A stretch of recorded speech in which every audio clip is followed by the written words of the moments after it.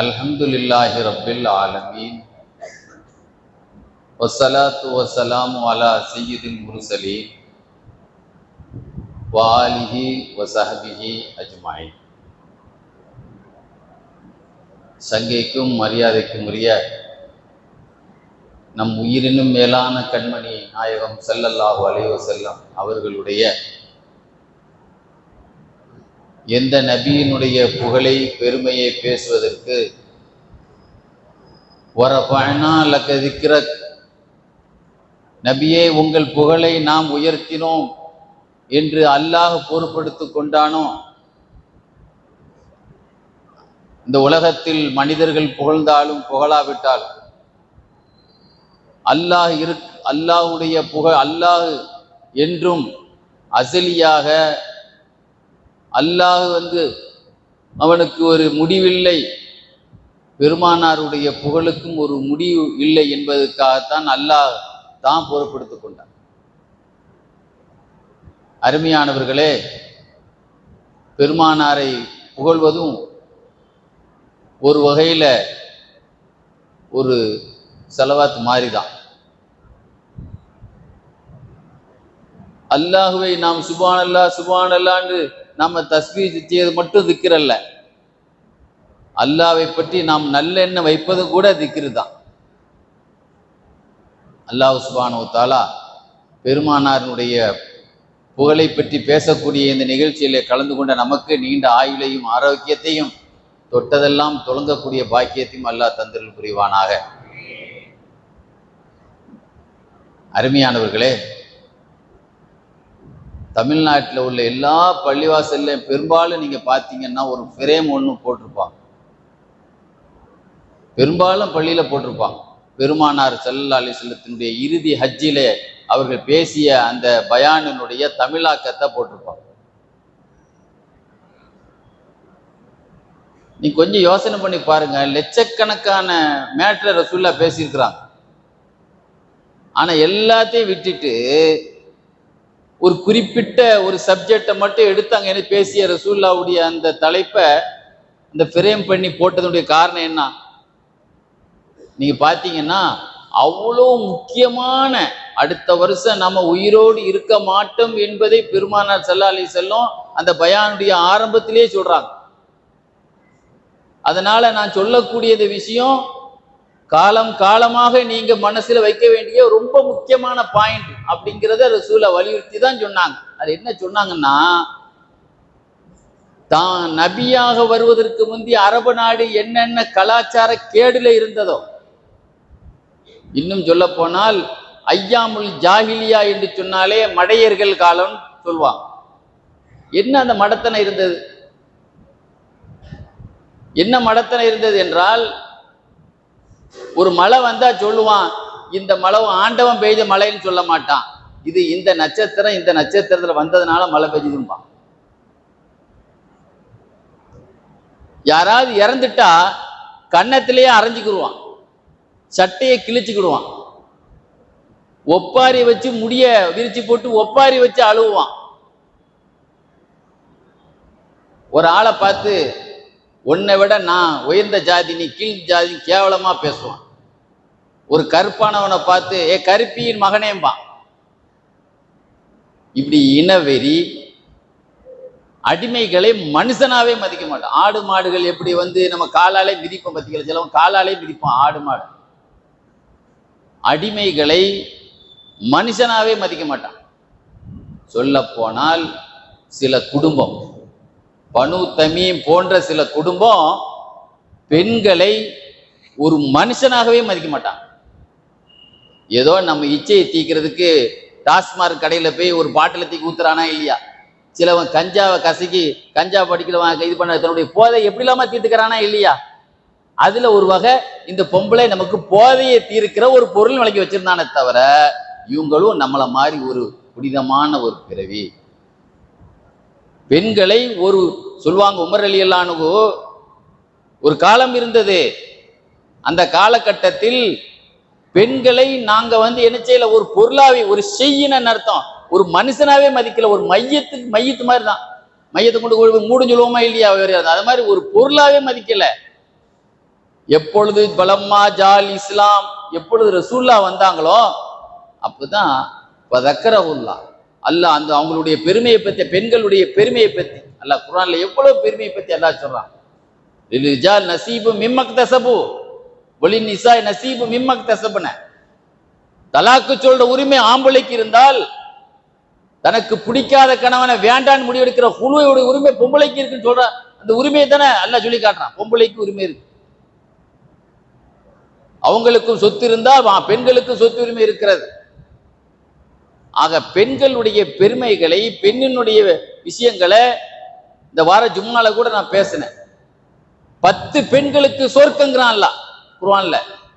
10 ஆண்களுக்கு எப்படி சொர்க்கமோ, எப்படி முஸ்லிமான ஆம்பளையா இருந்தால் முஸ்லிமான பொம்பளைங்கிறான், மூமினான ஆம்பளையா இருந்தால் மூமினான பொம்பளை, தர்மம் கொடுக்கிற ஆம்பளையா இருந்தால் தர்மம் கொடுக்கிற பொம்பளை, அதே மாதிரி உண்மை பேசுற ஆம்பளையா இருந்தால் உண்மை பேசுற பொம்பளை, திக்ரு செய்யற ஆண்கள் திக்ரு செய்யற பெண்கள், கற்பொழுக்கமான ஆண்கள் கற்பொழுக்கமான பெண்கள் அப்படின்னு சொல்லி ஒரு 10 இன்னல் முஸ்லிமீன் அவல் முஸ்லிமாத், இந்த ஆயத்தெல்லாம் எப்பதான் பேசுச்சு? பெண்களுக்கும் அத்தல்லாஹு லஹும் மக்ஃபிர, அவர்களுக்கு உயர்ந்த அல்லாட்ட மதிப்பு இருக்கு, ஆண்களுக்கும் இருக்கிறது. பெண்கள் 5 வேளை தொழுகைக்கு பள்ளியாசலுக்கு வருவதில்லை, இன்னைக்கு வர்றதில்லை, ரசூலுல்லாஹ்வுடைய காலத்தில் இருந்தது, அதுக்கு பிறகு மாற்றப்பட்டு விட்டு. ஜும்மாவுக்கு வருவதில்லை, ஜும்மா கடமை இல்லை. ஜனாசாவை அடக்க வரமாட்டாங்க, ஜனாசா தொழுகைக்கு வரமாட்டாங்க. ஆனால் அவங்களுக்கு 30 நாள் நோன்பு வைக்க முடியாது, 30 நாள் தொழுவ முடியாது. ஆனால் சுருக்கத்தில் அவங்களுக்கு என்ன, பாதி சுருக்கமா பாதி பெட்டா அவங்களுக்கு சம அந்தஸ்து இருக்கிறது என்று அல்லாஹ் சொல்லி காட்டுறானா இல்லையா? இந்த பெருமைகள்லாம் அவங்க அல்லாஹ் சொன்ன பிறகுதான் அவங்களையும் எங்களுடைய விஷயத்துக்கு ஆலோசனைக்கு நாங்க எடுத்துக்கிட்டோங்கிறாங்க. சொன்னது மாத்திரமில்ல, உமர் ரலியல்லாஹு அன்ஹுடைய ஆட்சியில 2 ரசூலுல்லாஹ்வுடைய மனைவிமார்களை நீதிபதியாக போட்டாங்க. ஒன்னு ஆயிஷா ரலியல்லாஹு அன்ஹா, ஒன்னு உம்மு சல்மா நாயகி. 2 பேருமே பெண்ல காலியாக இருந்தவர். இன்னைக்கு எல்லாருமே ஆண்கள்ல தானே கவர்மெண்ட் காலியா போட்டிருக்கு. உமரில்லான கவர்மெண்ட்ல 2 பெண்களையும் அரசு காலியாக போட்டிருந்தாங்க. அந்த அளவுக்கு பெண்களுக்கு உரிமையே கிடையாது, பிறக்கக்கூடிய உரிமையே கிடையாது. அவங்க உலகத்துல எந்த அளவுன்னு சொன்னா, சில குடும்பத்தினர்கள், பனு தமீம் குடும்பத்தினர்கள், அவன் 2 காரணம் சொன்னான்.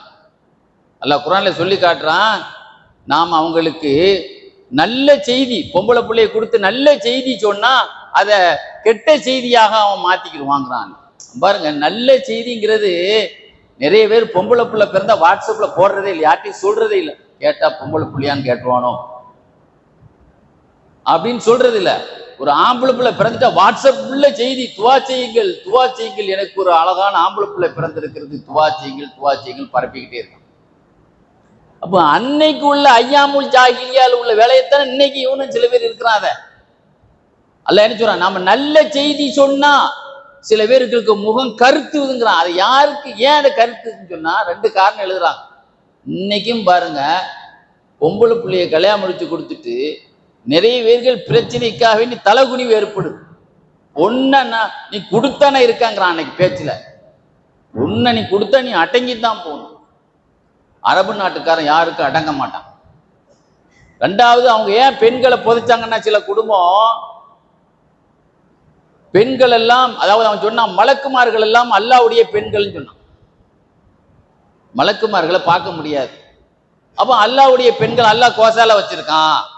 ஆக மலக்குமார்களை அல்லாஹ்வுடைய பொம்பளை பிள்ளைன்னா, அதே மாதிரி தன்னுடைய பொம்பளை பிள்ளைய அவன் சொன்னான் அல்லாஹ்ட்டே ஒப்படைச்சிரும். ஏன்னா அல்லாஹ்ட்ட தானே மலக்குமார் இருக்காங்க, அதனால அந்த பொம்பளை பிள்ளைய அங்கேயே சேர்த்துரும், அல்லாஹ்ட்ட ஒப்படைக்க. ஏன்னா இவன் அந்த வீட்டுல பொம்பளை, இவன் தான் சொல்லியிருக்கான் பெண்கள் மலக்குமார்கள் எல்லாம் அல்லாஹ்வுடைய பெண் மக்கள்.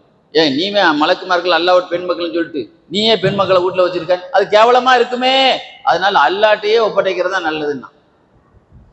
இதற்காக 2 வழிமுறையை, புதைப்பதில் கூட 2 வழிமுறை இமாம் ராஜி ரஹ்மத்துல்லாஹி எழுதியிருப்பாங்க. இதழ் மவுதத்து சுயிலத், உயிரோடு புதைக்கப்பட்ட பிள்ளைகள் எல்லாம் நாளைக்கு அல்லாஹ்ட்ட கேள்வி கேட்கப்படும். எதனாலமா, என்ன தப்புமா பண்ணீங்க நீங்க, பச்சை பிள்ளைய உங்களை எதுக்காக இந்த சமூகம் உங்களை உயிரோடு புதைத்தது எழுதுவாங்க. அதுல சில பேர் கொஞ்சம் பாவம் பார்க்குறவன் இருப்பானா, அவன் நினைப்பானா சரி நம்ம வீட்டுல இருக்க வேண்டாம், எங்கேயாவது காட்டுல கொண்டு விட்டுருவோம், ஒரு கையில ஒரு குச்சியை கொடுத்து ஒரு கம்பளி துணியை உடம்புல போத்தி அப்படியே ஆளை கொண்டு வந்து ஒரு மலையில கொண்டு விட்டு வந்துருவான். எங்கேயாவது உயிரோடு இருந்துட்டு போட்டு, நம்ம வீட்டுல எத்தனையோ ஆடுகள் காட்டுல நடமாடுது, எத்தனையோ மாடுகள் நடமாடுது, காட்டு மாடு. அது மாதிரி இது ஒரு பிள்ளைய வீட்டுல இருக்காட்டாலும் போய் சாகடிக்கணும்னு நினைக்காதவன். சாகடிக்கணும்னு நினைக்கிறவன் என்ன செய்வானா, இப்ப சாகடிக்க வேண்டாம், ஒரு 6 ஜான் அளவுக்கு வளரும். 6 ஜான் வளர்ந்த பிறகு என்ன செய்வானா, தன்னுடைய பொஞ்சாயத்தை சொல்லுவான். நான் சொல்லலை, இமாம் ராசி எழுதி இருக்கிறாங்க. ஏம்மா இந்த பிள்ளைய கொஞ்சம் ஜோடிச்சு வை, சொந்தக்காரன் வீட்டுக்கு போகணும். அதுலேயும் ஒரு பித்தலாட்டம். சொந்தக்கார வீட்டுக்கு போயிட்டு வரணும், ஞாயிற்றுக்கிழமை. ஆனால் சொந்தக்கார வீட்டுக்கு போங்களா இல்லையா, சொந்த தையிபுஹா ஓ சையின்ஹா, நீ அலங்காரம் பண்ணி வை. அதுக்குள்ள இவன் ஒரு பாலைவனத்துல அந்த புள்ளைய முக்கிற அளவுக்கு ஒரு புளி, ஏற்கனவே அந்த புள்ள 6 ஜான் தானே இருக்கும். இவன் அதை விட அதிகமான அளவுக்கு ஒரு 2 அடி 3 அடி பெரிய குழி, அந்த பிள்ளை மேலே ஏறி வராத அளவுக்கு. சின்ன பிள்ளைய குழியில தூக்கி போட்டா எப்படி மேலே வரும்?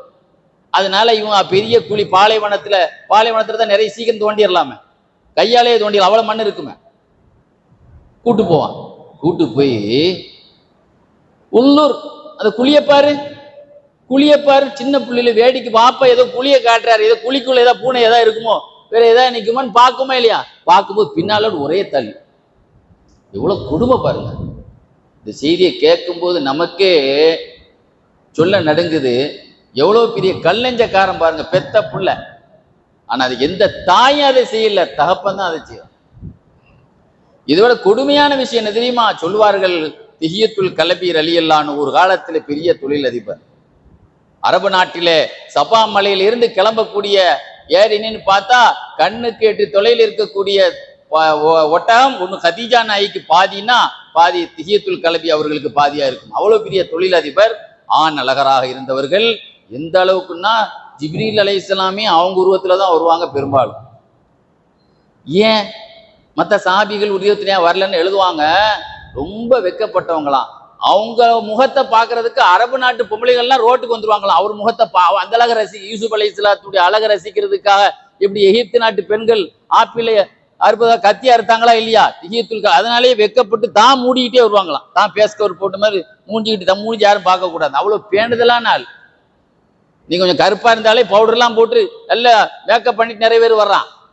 ஆனா தன்னுடைய அழகை யாரும் பார்க்க கூடாதுன்னு ரொம்ப கருப்பு கரசரா இருந்தவர்கள். இஸ்லாத்துக்கு வந்த பிறகு சொல்லுவாங்க, நாயகமே நான் ஒரு ஆணவ கொலை பண்ணவன். என்ன சொல்றாங்க, அறியாமை ஐயாமுல் ஜாஹிலியா காலத்துல ஒரு பெரிய பாவத்தை செய்த கொடும் பாவினா, ஒரு ஆணவ கொலை பண்ணிருக்கிறேன். ஒரு பிள்ளைய இல்லை, என் பெத்த பிள்ளைய அறுத்திருக்கேன் கத்தியால. எப்படி இருக்கு பாருங்க. இன்னைக்கு நிறைய பேர் ஆடு மாடு குர்பானி கொடுக்கும்போது கூட சில பொம்பளைங்க உள்ள போயிடுவாங்க. சரி பயமா இருக்க, பார்க்கவே அந்த ஐயோ அந்த பிராணி அறுக்கிறது அல்ல அனுமதிச்சதுதான். என் கையாலேயே 70 பிள்ளைய நான் அறுத்திருக்கேங்கிறான். ஆணவ படுகொலை. இந்த பொம்பளை பிள்ளை இருந்தா நமக்கு இழுக்கு, நாம் திருமணம் முடித்து கொடுத்தால் அந்த குடும்பத்துக்கு நான் அடங்கி ஆகணும் அப்படிங்கிற ஒரு ஆணவம்.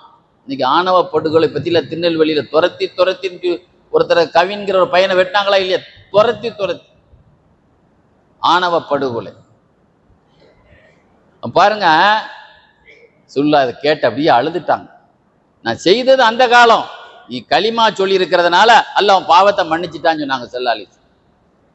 இதே மாதிரி நீங்க பாருங்க, ஒரு சஹாபி, ஒரு அன்சாரி சஹாபி, அவுஸ் இப்னு சாயிதுல் அன்சாரிங்கிற அன்சாரி சஹாபி முகம் வாடியவர்களாக ரசூலுல்லாஹ்ட்ட வந்தாங்க. என்ன அவுஸ், முகமெல்லாம் வாட்டமா இருக்கே, முகமெல்லாம் சோகமா தெரியுது, என்னப்பான்னு கேட்டான். நாயகமே எனக்கு எல்லாமே பொம்பளை பிள்ளை தான், ஒரு ஆம்பளை பிள்ளையும் பிறக்கல. எனக்கு இருக்கிற எல்லா பிள்ளையும், இந்த சோகத்துக்கு காரணம் என்னது, எனக்கு பெத்த பிள்ளையெல்லாம் பொம்பளை பிள்ளை தான் பிறந்திருக்கு. நான் டெய்லி ஒரு துவா செய்கிறேன், ஆண்டவா இதை மூத்தாக்கு, ஆண்டவா இந்த பிள்ளைகளை மூத்தாக்கு, இது நீயா மூத்தாக்கிரு. எல்லாரும் பிள்ளைகளுக்கு நீண்ட ஆயுளுக்கு துவா செய்யுங்க, என் பிள்ளைக்கு துவா செய்யுங்க, என் பிள்ளைக்கு துவா செய்யுங்க, அப்பா அம்மார்கள் பேத்திமார்களுக்கு துவா செய்யுங்கிறாங்க. அந்த அளவுக்கு இருக்கும்போது நான் என் பிள்ளைக்கு டெய்லி சாபம் விட்டுக்கிட்டே இருக்கேன். சுல்லா சொன்னாங்க, லா தது, சாபம் விடாதப்பா, பொம்பளை பிள்ளைய சாபம் விடாதப்பா. அல்லாஹ் தஆலா எவ்வளவு பெரிய பொக்கிஷத்தை வச்சிருக்கான் தெரியுமா. இப்ப இன்னல் பரக்கத்தை ஃபீஹின்ன, அல்லாஹ் பரக்கத்தே அவங்க விஷயத்துல தான் அல்லாஹ் வச்சிருக்கான். இன்னைக்கு பரக்கத்துக்கு இல்ல கோடி கொடுத்தாலும் கிடைக்காது பரக்கத்து. ஹதீஸ்ல வருகிறது பரக்கத்தில் மராத்தி, ஒரு பெண்ணினுடைய பரக்கத் தபக்கருகா, பொம்பளை புள்ள பிறக்கிறதே பரக்கத்துன்னு வந்திருக்கு. பொம்பளை புள்ள பிறக்கிறதே என்ன அல்லாஹ் குர்ஆன் ஷரீஃப்ல இமாம் தப்சீர்ல இஸ்மாயில் பரூசவி ரூஹுல் பயான்ல சொல்வாரு, நீங்க பார்க்கலையா குர்ஆனை? பொம்பளை புள்ள பிறக்கிறதே பரக்கத்துன்னு ரசூலுல்லாஹ் ஏன் சொல்றாங்கன்னா, குர்ஆன்ல நீங்க பார்க்கலையா? யஹபு லிமன் யஷாஉ இனாசா, அல்லாஹ் எப்படி சொல்றான்? சில பேர்களுக்கு கிஃப்ட் கொடுக்குறாருந்தா பொம்பளை புள்ளைய கொடுப்போம் சொல்லிட்டு ரெண்டாவது ஆம்பளை புள்ளைய சொல்றான். அப்போ அல்லாவே முதலிலைப்படுத்திருக்கிறது கிஃப்ட்ங்கிறது எதை தான் முன்படுத்தி இருக்கிறான்? பொம்பளை புள்ளைய தானே முன்படுத்தி இருக்கிறான். அதனால தான் ரசூலுல்லாஹ் அப்படி சொல்றான். ஸல்லல்லாஹு அலைஹி சொல்லுவாங்க, லா தக்ரஹுல் பனாத், பொம்பளை பிள்ளைன்னு சொன்ன உடனே உனக்கு வெறுப்பை காட்டாதப்பா. ஏன்னா அல்லாஹ் என்னையே எனக்கு 4 ஆம்பளை பிள்ளை பிறந்துச்சு, எந்த பிள்ளையும் தங்கல, 3 ஆம்பளை பிள்ளை, எனக்கு 4 பொம்பளை பிள்ளை. இனி அல்லாஹ் அபுல் பனாத், பெண்களின் வாப்பாவா தான் ஆக்கி இருக்கிறான், ஆண் பிள்ளையின் வாப்பாவா அல்ல இனி ஆக்கலப்பா. இந்த செய்தியை சொல்லிட்டு சொல்லுவாங்க, இதே ரூஹுல் பயான்காரரே சொல்லுவார், பாத்தீங்களா ரசூலுல்லாஹ் என்ன சொல்றாங்க பாத்தீங்களா? இந்த உலகத்திலே ஒரு சிறப்பை கூட ரசூலுல்லாஹ்வுக்கு அல்லாஹ் மிச்சம் வைக்கல. இந்த உலகத்தில என்ன அழ்த்தைனா கல் கௌசருக்கு ஒரு அர்த்தம் என்ன தெரியுமா? உலகத்தில எல்லா பாக்கியத்தின் நாயகமே உங்களுக்கு நம்ம தந்துட்டோங்கிறான் அல்லாஹ். அப்ப பாருங்க, பெண் குழந்தை என்பது ஒரு அருவருப்பு, ஒரு குறை என்று இருந்தால் பெருமானாருக்கு பொம்பளை பிள்ளையெல்லாம் தங்க வைக்காம ஆம்பளை பிள்ளையா தங்க வச்சிருப்பான் அல்லாஹ். அப்ப பொம்பளை புள்ள தங்க வச்சான்னா அபுல் பனாத்துன்னு சொல்லி ஒரு பெருமையாக, நான் பெண் குழந்தையின் தந்தை என்று பெருமையா சொல்றாங்கன்னா, அதுவும் பெருமானாரை பெருமைப்படுத்திய விஷயம். இந்த உலகத்திலே ஒவ்வொரு பெண் குழந்தை தகப்பனுக்கும் அது ஒரு பெருமையான விஷயமா தான் இருக்கும். ஒரு பெண் குழந்தை பிறக்கும் போது அல்லாஹ் டைரக்டா ஹதீஸை குத்திசின்னா நேரடியாக அல்லாஹ் பேசுறது. ரசூலுல்லாஹ்வுக்கு தகவலை கொடுத்து, ஜிப்ரீல் அலைஹிஸ்ஸலாத்துக்கு தகவலை கொடுத்து பேசாம டைரக்டாக அல்லாஹ் பேசுறாரு. அந்த ஹதீஸை குத்திசிம்பாங்க. ஒவ்வொரு குழந்தைகிட்டையும் அல்லாஹ் நேரா பேசுறானா பொம்பளை புள்ளையா பிறக்கும்போது. இன்சிலி, நீ இறங்கு, வான அவனும் அபி, தாயின் கருவறையிலிருந்து நீ இறங்குமா, உன் பிள்ளைக்கு நான் உதவியா இருப்பேன். யார் சொல்றா? யார்? இந்த வார்த்தையை நீங்க எந்த கிதாப்லயும் சர்ச் பண்ணுங்க, உடனே கிதாப் எங்க வருதுன்னு வந்துடும் உங்களுக்கு. இன்சிலி, குழந்தாய் நீ உலகத்துக்கு இறங்குமா, கருவறையில் தாயின் கருவில் இருந்து, வான அவனுல் அபி, உன் தகப்பனுக்கு நான் ரொம்ப ஹெல்ப்பா இருப்பேன். நீங்க பாருங்க, 5 பிள்ளை பொம்பளை பிள்ளை பெத்த வசதியா இருக்கான், 6 ஆம்பளை பிள்ளை பெத்தவன் இன்னைக்கு சொத்துக்கு அடிச்சிட்டு கிடக்குறானுவ. தாய் தோப்பனை நல்லா கவனிக்குதுவோ, 2 பிள்ளைய பொம்பளை பிள்ளையா உள்ளது நல்லா இருக்குதுவோ. வாப்பம்மா ரொம்ப கண்களாமங்க, அங்க வாங்கம்மா, எங்க வீட்டுல வந்து இருக்கேம்மா, எங்க நாட்டுல வந்து இருக்கேம்மான்னு சொல்லுதோ இல்லையா? இவன் 5 ஆம்பளை வச்சவன், நீங்க அங்க போய் சாப்பிடுங்க, எங்க வீட்டுல இருக்க முடியாது, நீங்க அங்க போய் இருங்க, அல்லது நீங்க போய் முதியோர் இல்லத்துல போய் இருங்க, நாங்கன்னா காசு கேட்டுறோங்கிறான். பாருங்க, பெண் குழந்தையினுடைய பெருமைகளை பத்தி பெருமானார் ஸல்லல்லாஹு அலைஹி வஸல்லம் ரசூலுல்லாஹ் ஹதீஸ்ல சொன்னாங்க, ஸஅல்துல்லாஹ, அல்லாஹ்ட்ட கேட்டேன், ஆண்டவா எனக்கு ஒரு குழந்தையை நீ தரணும், எந்த செலவும் இருக்க கூட, எனக்கு வரவா இருக்கணும்னு அர்த்தம். அதுக்கு தானே அர்த்தம், அதுக்கு பேரு ஸஅல்துல்லாஹ வலதன் பிலா மௌனா, செலவே இல்லாத பிள்ளையத்தான் ஆண்டவனே என்று கேட்டேன். ரஸக்கனி பனாத், அல்லாஹ் எதை தந்தான் எனக்கு? பொம்பளை பிள்ளைய அல்லாஹ் பாக்கியமா தான். பார்த்தீங்களா? அதனாலதான் அப்துல்லாஹி மசூத் ரலியல்லாஹு அவங்கள்ட்ட உஸ்மான் ரலியல்லாஹு பண முடிப்பை கொண்டு வந்தாங்க. உங்க ஜோம் இல்லாம இருக்கும்போது உங்க பொம்பளை பிள்ளை கல்யாணத்துக்கு வச்சுக்கோங்க. இது இன்னைக்கு ஒரு நம்முடைய முதல்வர் அமைச்சர் வந்து ஒரு பிஓ மூலமா நமக்கு ஒரு 5 லட்சம் தந்தா நம்ம அந்த வார்த்தையை சொல்லுவோமா? சொன்னாங்களாம், உங்க பணம் எனக்கு தேவையில்லை, என் பிள்ளைகளுக்கெல்லாம் என்ன இருக்கு, வாக்கியா சூரா கத்து கொடுத்துருக்கேன், ஒரு காலமா அவங்களுக்கு வறுமை வராதுன்னு சொன்னாங்களா இல்லையா? சொல்லுவாங்க உஸ்மான் ரலியல்லாஹு, என் கண்ணால பார்த்தேன், அப்துல்லாஹி மசூத் அல்லாஹ்வுடைய பெண் மக்கள் எல்லாம் நல்ல நிலையில் இருந்ததை பார்த்தேன்னு சொல்லுவாங்க. உஸ்துல் காபா சஹாபாக்குடைய வரலாறு எழுதியிருப்பாரு. ஸ்டேட்மெண்ட் அவங்களே கொடுப்பாங்க, நான் கொடுத்த பணத்தை வாங்கல, கஷ்டப்பட்டல, நல்லா இருந்தார் அவரு, பொம்பளை பிள்ளைங்க நல்லா இருந்து. பாருங்க, ரெக்கார்டு உண்டு, சஹாபாக்கள் அதை அனுபவிச்சாங்க. அதனால என் பிள்ளைகளுக்கு எல்லாம் வாக்கியாவை நம்பி இருக்கிறவனா, எந்த பென்ஷனையும் நம்பி, கவர்மெண்ட் எந்த பென்ஷனையும் நம்பி நான் இருக்கல, என் பிள்ளைகளுக்கு நான் வாக்கியாவை சொல்லி கொடுத்துருக்கிறேன்னு சொன்னாங்களா இல்லையா? பாருங்க, பழைய கதைக்கு போயிருங்க. ஹவுஸ் இப்னு சாயிதுல் அன்சாரி என்ன சொன்னாரு? முகம் அருவருப்பா வரும்போது பிள்ளைய திட்டாதப்பா, பொம்பளை பிள்ளைகளுக்கு தான் அல்ல 5 பாக்கியத்தை கொடுத்துருக்கிறான். ஒன்னு என்ன தெரியுமா? பரக்கத்து பெண்ணல் பரக்கத்தை பீகின்ன பரக்கத்தை அவங்க விஷயத்துல இருக்கிறது. 2வது என்ன தெரியுமா? உன்னல் முஜம்மிலாத்து இந்த நியமதி. ஒரு சந்தோஷம் ஒரு வீட்டுல நடக்குதுன்னா, ஒரு மங்களகரமா நிகழ்ச்சி நடக்குதுன்னா, அங்க பெண்கள் எல்லாம் அலங்கரிச்சுன்னா தான் அது இப்போ ஃபங்க்ஷன் மாதிரியே தெரியும். இல்லைன்னா மையத்தூடு மாதிரி இருக்காது. முதல்ல ஒரு கல்யாண வீட்டுல பார்த்தா எல்லாம் பொம்பளைங்க பட்டுச்சலையா கொடுத்துட்டு சொந்தக்காரங்களா இருந்தா தான் இது கல்யாணம் வரலையான பொம்பளைங்களா அப்படின்னு கேட்கிறமா இல்லையா? ஒரு நிகழ்ச்சியை அலங்கரிக்கிறதே பெண்கள் தான். சொல்லா சொன்னா மூனிசாத், உனக்கு பொழுது போகணும்னா பொம்பளை பஞ்சாயத்தை பேசினது உனக்கு பொழுது போகும். உனக்கு ஒரு நாள் வீட்டுல போய் இருந்தவன நீ எப்போ வரேன்னு கேட்டுட்டே இருக்கான்ல போன போட்டு. ஒரு நாள் பஞ்சாயி வராது இவனால இருக்க முடியல. 29 நாள் எழுதிட்டு ஒரு நாள் தான் போயிருக்கா. கல்யாணத்துக்கு முன்னால் உள்ள கதை வேற. கல்யாணம் முடித்த பிறகு நிறைய பேர் சண்டை போட்டு கிடக்க. நான் உட்பட ஒரு ரெஸ்ட் எடுக்க போன நேரத்துல கூட போய் நான் 20-25 வருஷத்துக்கு போய் அங்க போய் சண்டை பண்ணி வந்தாகணுங்க. நானே மயசால இருந்து வாரத்தில் ஒரு தடவை தான் வந்துட்டு நிற்கிறேன். பார்த்தீங்களா? மூனிசாத், அவர்கள் பேச்சு துணையே அவங்க தான். எவ்வளவு நேரம் அக்கா தங்கச்சிட்டு பேசிட்டு இருக்க முடியும்? என்னதை பேச முடியும்? ஒரு சாப்பிட கொடுத்தா சாப்பிட்டு வருவோம். வாப்ப மாட்டேன் எவ்வளவு நேரம் இருக்க முடியும்? பாருங்க, சொர்க்கத்துல கூட ஆதம் அலைஹிஸ்ஸலாம் படைச்சிட்டு முழிச்சு பார்த்த உடனே ஒரு ஜோடியை படைச்சு வச்சிருந்தான். அங்க கூட சொர்க்கத்துல எத்தனையோ ஐட்டம் இருக்கு. இங்க ஒரு பொஞ்சாதின்னு ஒரு ஐட்டம் வேணுங்கிறதுக்கு தான் அல்ல அங்க பொழுதுபோக்க வச்சிருந்தான் ஹவ்வா அலைஹிஸ்ஸலாத்தை. பாருங்க, வாலியாத், பெண்கள் விலை மதிப்பு கூண்ணவர்கள். இன்னைக்கு பாருங்க, காயல் பட்டத்துல ஒவ்வொரு ஊடும் பொம்பளை பேர்ல தான் இருக்கும். அதினா பட்டத்துல ஒவ்வொரு ஊரும் பெண்கள் பேர்ல தான் இருக்கும். கீழக்கரையில எல்லா வீட்டு பத்திரமும் பொம்பளை பேர்ல தான் இருக்கும். வேணா போன் பண்ணி கேட்டு பாருங்க, போய் சொல்றான்டா.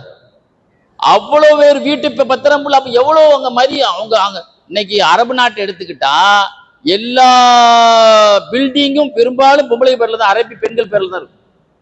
ரொம்ப விலை மகருக்கு வாங்கினதா இருக்கு. அவ்வளவு பெரிய விலை மதிப்பு உள்ளவங்க அவங்க பெண்கள். ரசூலுல்லாஹ் சொல்றாங்க, அல் முன்னையாத் இந்த சித்தத்தி, நீ இறந்து போயிட்டா கூட உனக்கா அழுகிறது அதிகமா பொம்பளை தான் சொன்னாங்க. ஒரு மனைவி அழுகிற அளவுக்கு என்னத்தை தான் நம்ம ஆண் மக்கள் நிறைய மருத்துவ செலவு லட்சக்கணக்கான ஆஸ்பத்திரி பில் கட்டினாலும் அதிகமா அழுகிறது அந்த மையத்தை தூக்கும் போது. அந்த பெண் மக்கள் அங்க நிக்கிறவங்க ஊர்க்காரங்களே அழுதுருவாங்க அதை பார்த்தவங்க. பாக்குறோமா இல்லையாங்க? பாருங்க, அல் முன்னையாத் ரசூலுல்லாஹ் சொல்றாங்க, நீ உன்னுடைய ஜனாசாவை தூக்கும் போது கூட அங்க கண்ணீரை சிந்துறது அதிகமாக பெண் மக்கள் தான் சொன்னாங்க. அல் ஆஸ்பத்திரியில நீ இருந்தா கூட உனக்கு பணிவிடை செய்யறது நம்முடைய மருமகளா, நம்ம மகனுடைய மகளாக, அவங்க எல்லாம் அவங்க தானே பார்க்க போவாங்க. ஆக நீ ஆஸ்பத்திரியில் இருந்தா கூட இந்தல் முசீபத்தி அல் முமர்ரிலாத் இந்தல் முசீபத், நீ ஆஸ்பத்திரி இருந்தபோது கூட உன்னை கவனிக்கிறது உன் பொம்பளை பிள்ளை தான் சொன்னான். அதெல்லாம் எப்போ உணர்றான்? சோமுலா நேரத்தில் இன்னைக்கு நம்ம பொம்பளை பிள்ளை இருந்தா கூட நம்ம பாப்பாவை கவனிக்கணும் அப்படின்னு நினைக்கிறாங்களா இல்லையா? அங்க பாருங்க, இந்த மாதிரி ரசூலுல்லாஹ் நிறைய விஷயம் சொன்னா, 5 விஷயம் சொன்னாங்க. அதாவது இந்த பூமி அவர்கள் சுமையை சுமக்குது, இரணத்தை அல்லாஹ் சுமக்கிறான், நீ ஏன்பா சாபம் விடுறேன்னு கேட்டான். இந்த மாதிரி இதை விட ரொம்ப கொடுமையான ஒரு விஷயம் நடந்ததுங்க. இதெல்லாம் சின்ன சின்ன பிள்ளைகளை கொன்னது. கல்யாண வயசுல கல்யாணம் முடிச்சு மாப்பூட்டு போக வேண்டிய ஒரு குமரி பிள்ளை ஒரு ஆள் கொன்னார். ஆணவ படுகொலை.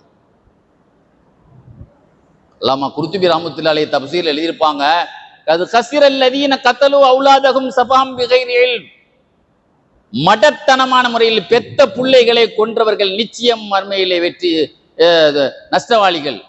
கீழே எழுதியிருப்பாங்க. ரசூலுல்லாஹ்ட்ட ஒரு சஹாபி வந்தார். அவரும் சோகமாகவே இருந்தார். என்னங்க சோகமா இருக்கீங்க? நாயகமே, நான் ஒரு தப்பு பண்ணியிருக்கேன், இப்போ பண்ணல, இஸ்லாத்துக்கு முன்னால. அந்த தப்பை இப்போ நினைச்சா கூட எனக்கே என்ன தோணுதுன்னா, அல்லாஹ் என்னை மன்னிக்கவே மாட்டான், அவ்வளோ கொடுமையான தப்பு பண்ண வேணாம். என்ன தப்பு பண்ணேன்னா, நானும் இந்த பொம்பளை புள்ளைய வளரக்கூடாது என்பதில் வைராக்கியமா இருந்தவன். ஆனா என்னுடைய மனைவி கையில காலில் உளுந்து இந்த பிள்ளைய கொன்றாத, இந்த பிள்ளைக்கு உயிர் பீச்சை கூடுன்னு கெஞ்சினதெல்லாம் சரி வளரட்டும் விட்டுட்டேன். ஆனா அழகான குமரி பெண்ணாக மாப்பிள்ளை கேட்டு வர்ற அளவுக்கு அழகான பெண்ணா ஆயிடுச்சு.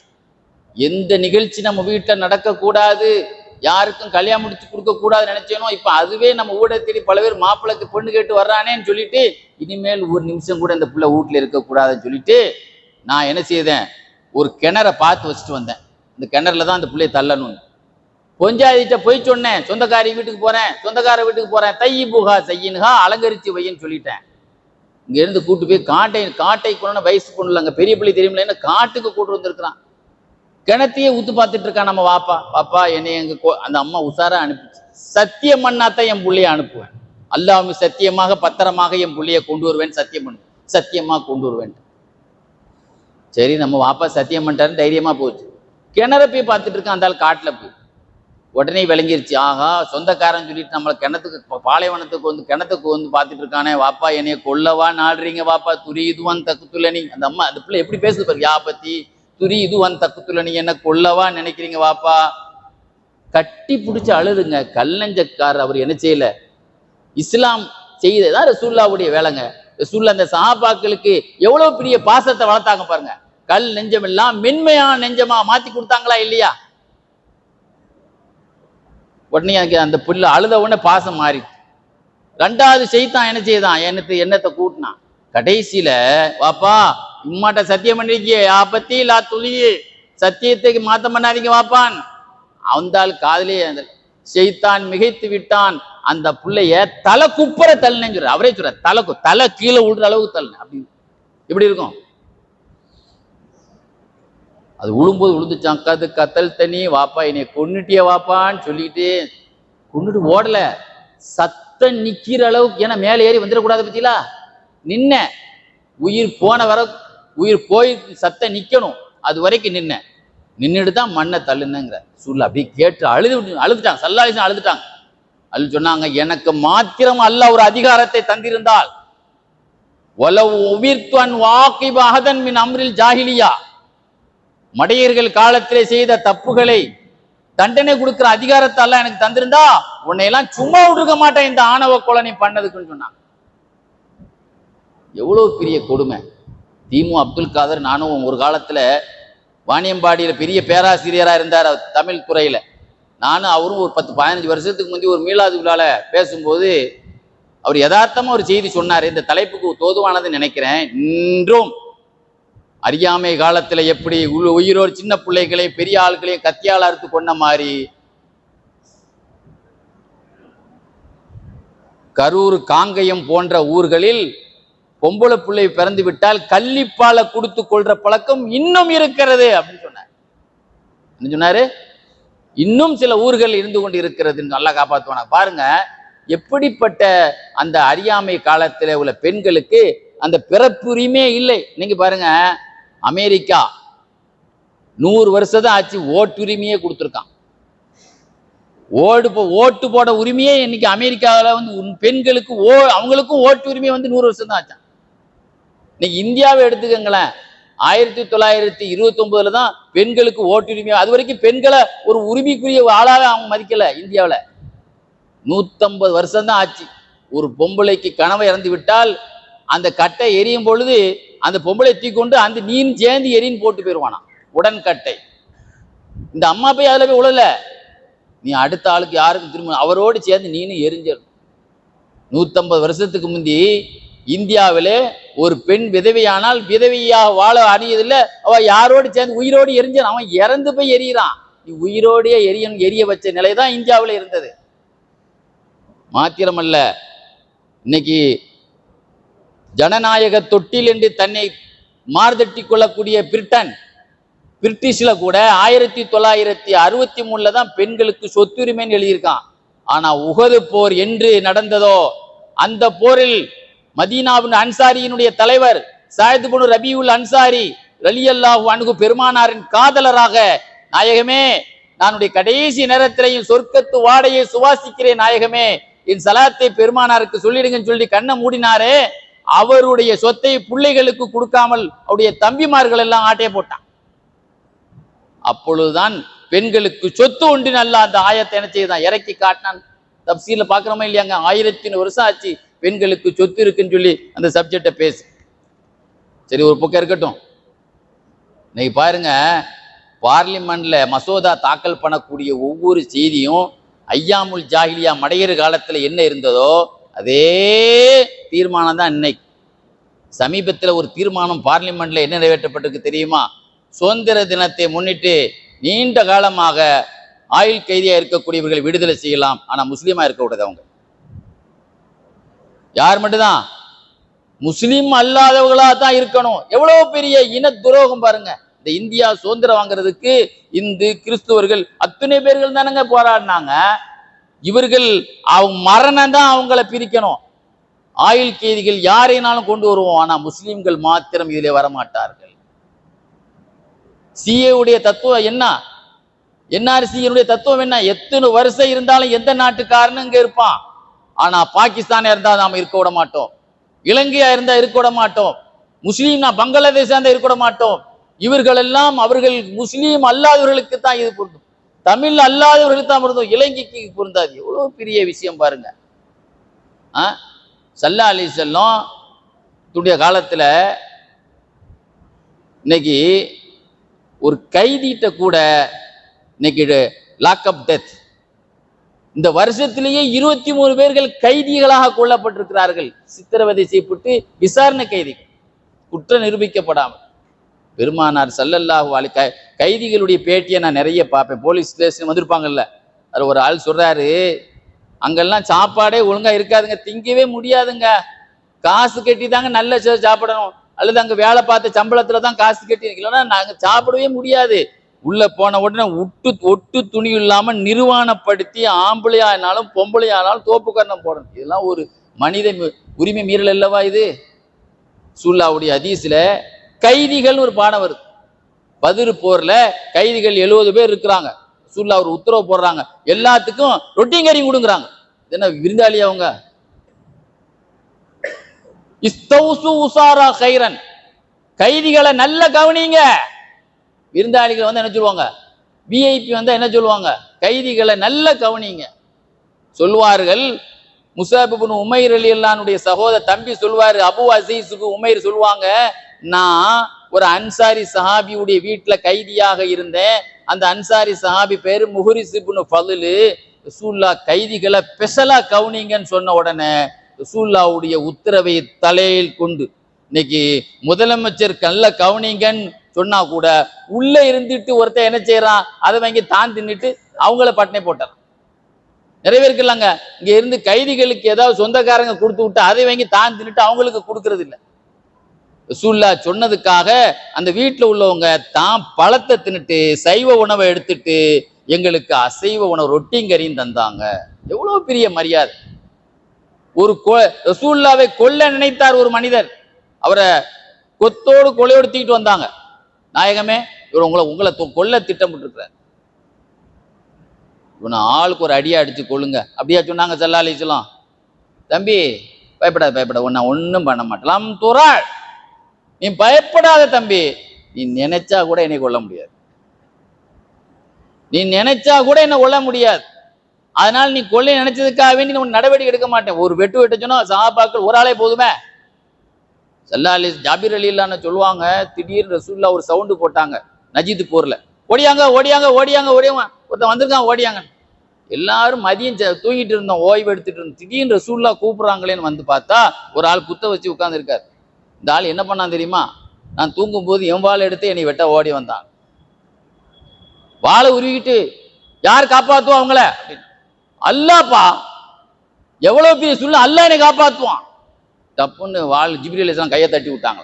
அந்த வாழை தான் கையில் வச்சுட்டு, இப்போ உன் உயிர் என் கையில தான்டா, ஒன்னு யாரா காப்பாற்றும், நீங்க தான் காப்பாற்றணும்.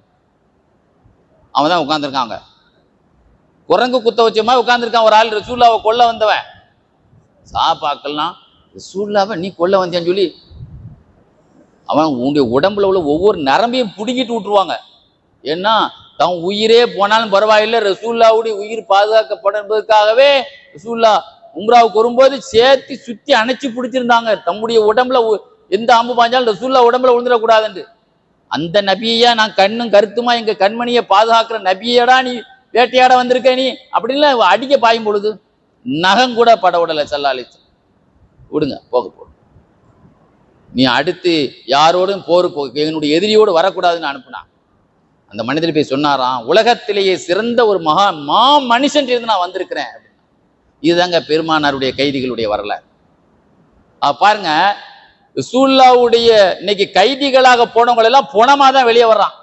ஆனா பெருமானாருடைய சபையில கைதியா வந்தவங்க உள்ள நுழைஞ்சவங்க எல்லாம் மகானாக வெளியே வந்தான்.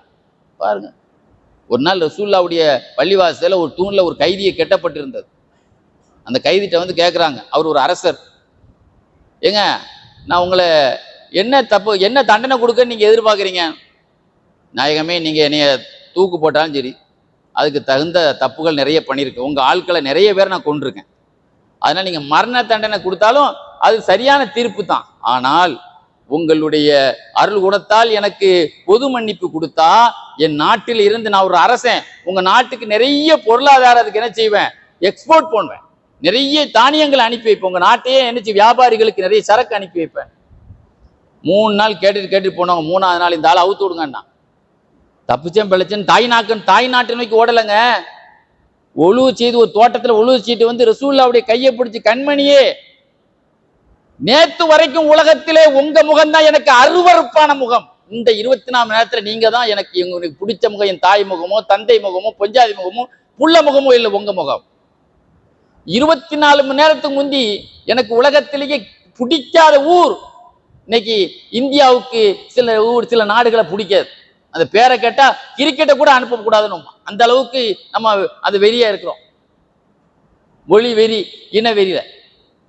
ஆனா என்ன சொன்னா, நேற்று வரைக்கும் எனக்கு மதீனான்னு சொன்னா எனக்கு சகிக்க முடியாத ஊர், இன்னைக்கு உலகத்திலே எனக்கு பிடித்த ஊர் மதீனா நாயகமே.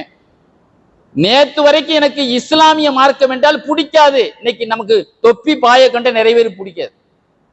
இண்டிகோல ஒரு 2-3 நாளைக்கு இந்த இண்டிகோ ஏர்லைன்ஸ் இருக்கலாங்க, இண்டிகோ ஏர்லைன்ஸ் பாம்பேயில் இருந்து கல்கத்தாவுக்கு கிளம்பி போச்சு. ஒரு முஸ்லீம் ஒரு பாய்க்கு வடநாட்டில் சோமில்லாமல் ஆயிடுச்சுங்க. அப்போ உள்ள பயணிகள், அங்கே இருக்கக்கூடிய விமான பணிப்பெண்கள் இருக்காங்கல்ல, அவங்க ஹெல்ப் பண்ணுறதுக்கா முதலுதவி பண்ணுறதுக்கா அவரை நடுவில் கூட்டு போகிறாங்க. ஒருத்தன் கன்னத்தில் அந்த பேஷண்ட்டை அடிச்சுட்டான், அவர் தொப்பி போட்டிருக்கிறாரு. அது அடி வாங்கினவொன்னு அவருக்கு ஹார்ட் அட்டாக்கே வந்துச்சு. யாயா இவரை அடிக்கிற, என்ன டிஸ்டர்ப் பண்ணிட்ட, நீ சோமில்லா அப்பத்தான வண்டி நீ விமானம் நிற்குது அப்படின்ட்டு. ஒரு மனித தன்மையாங்க, ஒரு பலகீனமான ஒரு குழந்தை ரசூலுல்லாஹ்வுடைய பின்னால் ஒரு பொம்பளை தொழுதுட்டு இருக்கும்போது திடீர்னு ரசூலுல்லாஹ் ரூம் சூறா ஓதுனாங்க. குழந்தை அழுத சத்தம், சலாம் வாங்கிட்டு, யார் அந்த பொம்பளை டிஸ்டர்ப் பண்ண வந்திருக்க, நீ பிள்ளைய கூட்டு வந்தானே அவன் மரியாதை கட்டி போற அப்படியே சொன்னாங்க. அப்படியேங்க சத்தம் போட்டாங்க. தொழுகை சீக்கிரம் முடிச்சுட்டாங்க. அந்த அம்மா எவ்வளவு கஷ்டப்பட்டிருக்கும் அந்த பச்சை பிள்ளைய வச்சுக்கிட்டு.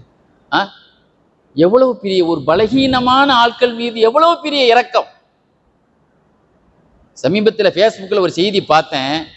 காலம் சென்ற முன்னாள் ஜனாதிபதி அப்துல் கலாம் ஒரு நாள் ஒரு சுதந்திர விழாவுக்கு அவர்கிட்ட அப்துல் கலாம் அவர்கிட்ட ஒரு பேட்டி கேட்கப்பட்டது.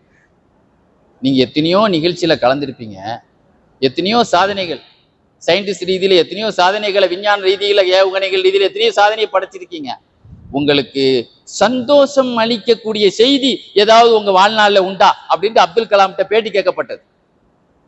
அவர் சொன்னாரு, நான் ஒரு சுதந்திர தினவுக்கு பிள்ளை ஒரு ஸ்கூலுக்கு போயிருந்தேன். அப்ப எல்லாரும் அந்த தேசிய கீதம் படிக்கும்போது எல்லாரும் எஞ்சி நிற்பாங்களா இல்லையா?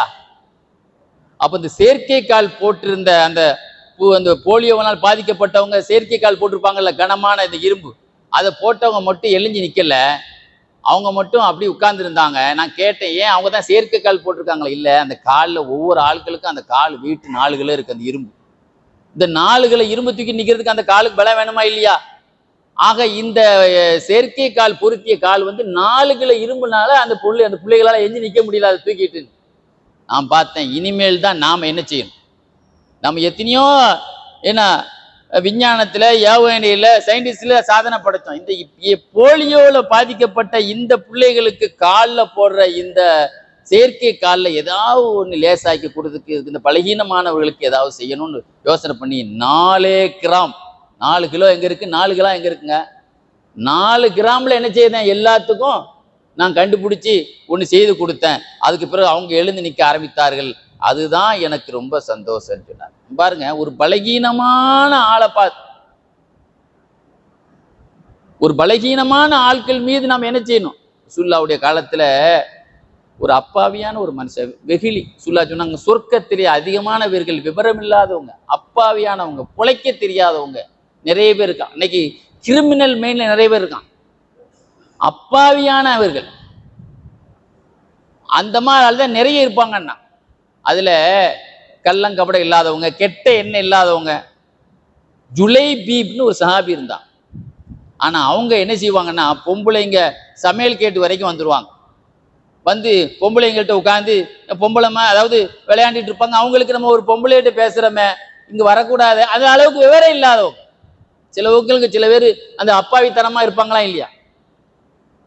ஆனா ஸல்லல்லாஹு அலைஹி வஸல்லம் அவருடைய பலகீனத்தினால அவங்கள ஒன்றும் சொல்லலை. அவருக்கு யாருமே பொண்ணு கொடுக்க மாட்டேன்ட்டாங்க. இந்த மாதிரி ஒரு அப்பாவித்தனமான ஆளுக்கெல்லாம் அங்கே பொண்ணு கொடுக்க முடியாது. ரசூல்லா பார்த்தாங்க. ரசூல்லாட்ட வந்து கேட்டாங்க, யார் ரசூல்லா, எனக்கு கல்யாணம் நடக்குமா மொத்தத்தில்? அவங்களுக்கு கல்யாணம் ஆசை, எனக்கு மொத்தத்தில் கல்யாணம் நடக்குமா, யார் பொண்ணு தர மாதிரி இல்லையே? ரசூல்லா சொன்னாங்க, நான் உனக்கு பொண்ணு பார்த்து கல்யாணம் முடிக்கிறேன்னா. எப்படி பொண்ணு பார்த்தாங்க பாருங்க, அதாங்க கிளைமாக்ஸ். ஒரு சாபிட்ட கேட்டாங்களாம், எனக்கு உங்க பிள்ளைய தெரியல. எப்படி எனக்கு உங்க பிள்ளைய தெரியல? நாயகமே, நீங்க சொல்றது உண்மையா? ஆமா, எங்க உங்களுக்கு போய் நாங்க கொடுத்து வைக்கணுமே அப்படின்னு சொல்லிட்டு சந்தோஷமா வந்து என்ன செய்த. அப்புறம் ரசூலா சொன்னாங்க, எனக்கு இல்ல ஜுலைபி. அது எப்படி விட்ட போடுறாங்க பாருங்க, எப்படி பாயிண்ட தட்டினா நமக்கு வேலை முடியுங்கிறது மாதிரி கேட்குறாங்க. இந்த பலகீனமானவருக்கு நம்மளை தவிர யார் இருக்கா? ரஹ்மத்துல் ஆலமீன் அல்லவா. இந்த உலகத்தில் இருக்கக்கூடிய அத்தனை பேருக்கும் பெருமானாருடைய பாசம் வேண்டாமாங்க. சொன்னாங்க, கொஞ்சாயிட்ட போய் சொன்னார், ஜுலைபீப்க்கு ரசூல்லா பொண்ணு கேட்க, ஜுலைபீப் ரசூல்லா பொண்ணு கேட்கறாங்க. சொல்ல வேண்டியதான், சந்தோஷம் சொல்ல வேண்டியதானே. அவங்களுக்கு இல்லையா, இவரு ஜுலைபீப்கா. முதல்ல இவர் சொன்ன மாதிரியே போய் சொன்னார், ஏமா ரசூல்லா பொண்ணு கேட்கறாங்க நம்ம பிள்ளைய, என்னங்க சந்தோஷம் சொல்ல வேண்டியதானே. அவங்களுக்கு இல்லையா, அவங்களுக்கு தான் பிரச்சனை இல்லையே. அப்போ ஜுலைபீப்க்கு யாரையா கட்டி கொடுக்க சொல்லுங்க, நமக்கெல்லாம் கொடுக்க முடியாது. உள்ள இருந்து அந்த அம்மா சொல்லுது, நீங்க யார்கிட்ட பதில் சொல்றீங்க? அத்தருத்தூன அலா ரசூலில்லா, பெருமானாருக்கா நீங்க மறுப்பு சொல்லி விடுறீங்க? உமா கானலி மோமினின் வலா மோமினத்தின் இதா கலல்லா ரசூலுகு அம்ரன், அல்லாஹூ ரசூலும் யாருக்காவது ஆணையிட்டு விட்டால் ஆலோசனை செய்ய வேண்டிய அதிகாரம் எவனுக்கும் கிடையாதுங்கிறான்ல. யோசிச்சு சொல்றேன், கருத்து தெரிவிச்சு சொல்றேன், யாருக்கும் சொல்ல முடியாது. உடனே உத்தரவோ கட்டுப்பட்டு ஆகணுங்கிறான்ல. கல்யாணம் நடந்தது. அந்த அம்மாவுக்கு எவ்வளவு பெரிய நபியின் மீது குரு பக்தி பாருங்க. ரசூல்லா நம்மளை கல்யாணம் முடிச்சு விடுறாங்க, நம்ம வாழ்க்கை நல்லா இருக்குன்னு நினைச்சான். ஒரு போர் நடந்தது, போர் நடந்து முடிந்தது. ரசூல்லா கிளம்பும் போது கேட்குறாங்க, ஜுலைபீப் வந்துட்டாரா? அவர் மட்டும் வரல, என்ன ஆச்சுன்னு போய் பாருங்க. போய் பார்த்தா 7 பேர் எதிரிகள் வெட்டுப்பட்டு கிடக்குறாங்க. அதுக்கு பக்கத்துல இவரும் ஷஹீதாகி கிடக்குறாங்க. நாயகமே, அவர் 7 பாடிகள் கிடக்குது, பக்கத்துல ஜுலைபீபும் ஷஹீதா இருக்கிறாங்க. சொன்னாங்க, அந்த 7 பேரையும் வெட்டினது யார் இந்த சமுதாயம் அங்கீகரிக்கலையோ அவர் தான் வெட்டினார். 7 பேரால் அவர் வெட்டப்பட்டிருக்கிறார், 7 பேரையும் சமாளித்து அவர் வெட்டி இருக்கிறார்.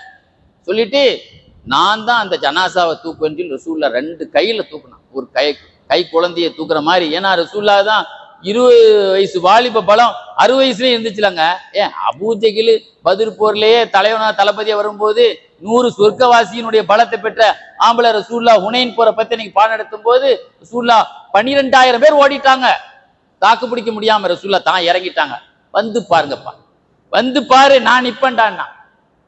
அது மாதிரி உள்ள இதெல்லாம் பழைய காலத்துல லைலத்துல் கத்ருடைய வரலாறுல தான் எழுதியிருப்பாங்க. ஒரே ஆளா இருந்து அந்த ஒரு படையை ஜெயித்தால், அப்படிப்பட்ட ஒரு மாவீரன் அல்லவா.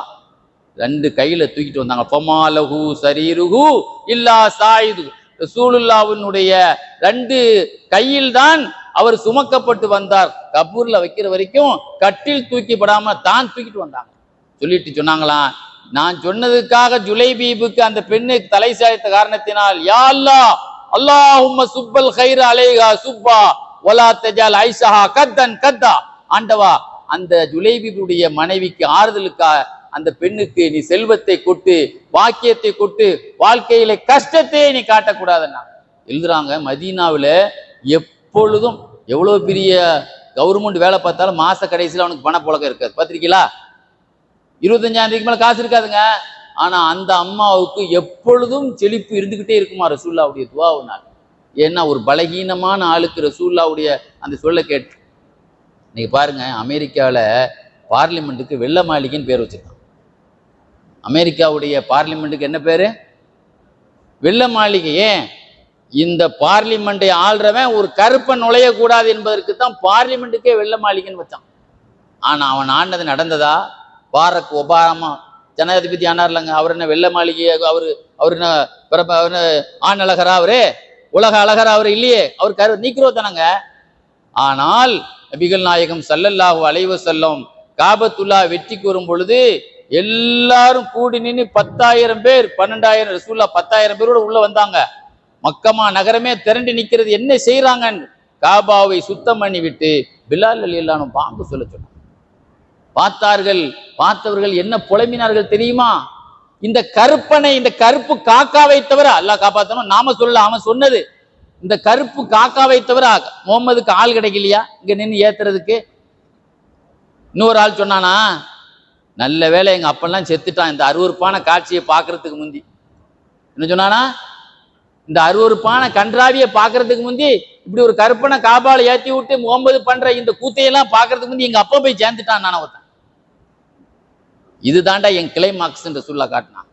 நான் இந்த உலகத்திலே சமத்துவத்தை காட்டக்கூடியவன். ரசூலுல்லாஹ்வுடைய சொற்பொழிவு என்னது? அரபி பேசுறவன் உயர்ந்தவன், அரபி பேசாதவன் தாழ்ந்தவன் என்று சொல்ல மாட்டேன். சல்மான் பாரிஸ் என் வீட்டு புள்ளைன்னு சொன்னான். சல்மான் பாரிஸ், சல்மானு மின்னா, சல்மானு மின் அஹ்ல பைத்னு சொன்னாங்களா இல்லையா? அலிலில்லான்ட்டு கேட்கப்பட்டது, சல்மான் பாரிசியை பத்தி உங்க கருத்து என்ன? முற்கால ஞானி, எல்லாம் பிற்கால ஞானி, சகலகலா வல்லவர், ஆழம் தெரியாத கல்வியை பெற்றவர், எங்க குடும்பத்தில் ஒருவர். என்னது? யாரு? எல்லாருமே ரசூலுல்லாஹ்வுடைய குடும்பம் ஆயிர முடியுமாங்க? எங்க உள்ள ஆள, பாரசீகத்திலிருந்து வந்தவரை, ரசூலுல்லாஹ்வுடைய காதலரா வந்தவரை கடத்தி கொண்டு வந்து மதீனால வித்தாங்க. 5 வருஷம் கைபர் அகல் போர் வரைக்கும் அவர் அடிமையாவே இருந்தார். பாருங்க, அந்த போர், அகல் போர், ஊரை சுத்தி குழி தோண்டுங்க நாயகமே, இந்த 10,000 பேரை ஒரே நேரத்தில் நம்ம கவுத்தியர்லாம் நாயகமே, எங்க ராஜதந்திரம் பாரசீக நாட்டிலேன்னு சொன்ன உடனே சல்மான் பாரிசி சொல்ற யோசனையை கேட்டு வெற்றியில் முடிந்த உடனே சஹாபாக்கள் எல்லாம், சல்மான் எங்க வீட்டு பிள்ளை, சல்மான் எங்க வீட்டு பிள்ளை. இன்னைக்கு எல்லாரும் ஓட்டு வாங்க போது நான் உங்க வீட்டு பிள்ளை, நான் உங்க வீட்டு பிள்ளைன்னு சொல்லி எல்லாம் ஓட்டு வாங்க வருவான். பதிரிகளா? அதுக்கு பிறகு என்னங்க இந்த இதுல சாக்கடை ஒழுங்கா ஓடலையும் கேட்ட போனா, உங்க ஓட்டை மட்டும் வச்சு நான் ஜெயிச்சேன், என் கட்சிக்காரன் ஓட்டு போட்டுல ஜெயிச்சான்ட்டு போயிட்டே இருப்பான். பதிரிகளா? சஹாபாக்கள் சொன்னாங்களே. அம்பாருங்க, ஒரு நாள் ஸல்லல்லாஹு அலைஹி வஸல்லம் காலத்துல ஒரு மீட்டிங் நடந்தது. மீட்டிங்ல அரபு நாட்டுக்காரங்க இருக்கிறாங்க, சல்மான் பாரிசி உட்கார்ந்துருக்கிறாங்க, கருப்பர் பிலால் ரலியல்லாஹு இருக்கிறாங்க, இத்தாலியில இருந்த சுஹைபு ரூமி உட்கார்ந்து இருக்கிறாங்க, கைஸ் இப்னு முத்தாத்தான் ஒரு குழப்பவாதி, ஊரை ரெண்டாக்குற பேச்சாளர் நிறைய பேர் இருக்கான். சில பேர் ஊரையே ரெண்டாக்கி விட்டு போயிடுவான் பேச்சினால. அந்த குழப்பவாதி அங்க உட்கார்ந்துருந்தான், ஜாதி வெறி பிடிச்சவன். கொஞ்சம் சொன்னா, இந்த கூட்டத்துல மதீனாவாசிகள் இருக்கிறாங்க, ஹவுஸுகள் இருக்காங்க, ஹஸ்ரஜ் இருக்கிறாங்க, சரி இருந்துட்டு போட்டு, அவங்க எல்லாம் ஹெல்ப் பண்ணாங்க முகம்மதுக்கு, அதனால இந்த கூட்டத்தில் இருக்கிறதுல சீட்டு நியாயம் இருக்கு. இந்த கருப்பருக்கு என்ன வேலைங்க? இந்த சல்மான் பாரிசிக்கு என்ன வேலை? இந்த இடத்துல என்ன வேலை? சுஹைபு ரூமிக்கு இங்க என்ன வேலை? அவர் ஏன் அங்க வந்திருக்காரு? நம்ம மொழியா? அரபி பேசுவாரா? அடுத்த நாட்டுக்காரனுக்கெல்லாம் இங்க என்ன வேலை? அவன் சட்டையை பிடிச்சாரு சல்மான், சயத் பின் முஆத் சட்டையை பிடிச்சான். குழப்பவாதி, யாரை பத்திரா பேச, தர நாயை இழுத்துட்டு போற மாதிரி அவனை இழுத்து கொண்டு போய் ரசூலுல்லாஹ்ட்ட கொடுத்தான். நாயகமே, நச்சி கரத்தை சொல்லிவிட்டான் அந்த ஆளு. உடனே ரசூலுல்லாஹ் சொன்னாங்களா, மீட்டிங் போடுங்க பள்ளியாசல்ல, அலவன்ஸ் பண்ணுங்க, பெருமானார் பயான் பண்றாங்கன்னு கூப்பிடுங்க. ரசூலுல்லாஹ் ஏன் நின்றுட்டு அப்படியே கோப தொனியில சொன்னாங்களாம். என்ன சொன்னாங்களா தெரியுமா? என்னப்பா பேசுறீங்க? பெரிய அரபி பேசுறவங்க, அரபி மொழி பேசுறவங்க, அரபி அல்லாத பேசுறவங்க மொழி அடுத்த மொழிங்கிறீங்க. உலகத்தில எல்லாத்துக்கும் ஒரே தகப்பன் தான். இன்னல் அபா அபு வாஹித். உலகத்தில எல்லாத்துக்கும் ஆதம் அலைஹிஸ்ஸலாம் தான்டா வாப்பா. கருப்பனுக்கும் ஆதம் அலைஹிஸ்ஸலாம் தான் வாப்பா, வெள்ளையனுக்கும் ஆதம் அலைஹிஸ்ஸலாம் தான் வாப்பா. உலகத்தில எல்லாத்துக்கும் ஒரே தந்தையை தான் அல்லாஹ் வச்சிருக்கான். இன்ன தீன தீனு வாஹித். எல்லாத்துக்கும் ஒரே மார்க்கம் தான். ஒரு கருப்பனுக்கும் இதே மார்க்கம் தான். இன்னைக்கு பாருங்க, ஆப்பிரிக்காவுக்கு போனாலும் இன்னைக்கு காபத்துல்லால 35வது வாசல்ல பாருங்க, 36வது வாசல்ல ஃபுல்லா கருப்பர்களா தான் இருப்பாங்க. நான் ஹஜ்ஜில போகும்போது ஒரு ஆள் மிதின்னு என்னை மிதிக்கிற மாதிரி இருந்துச்சு. திரும்பி பார்த்தா ஒரு சின்ன வயசு கருப்பர் தான் என்னை மிதிச்சிருக்காரு.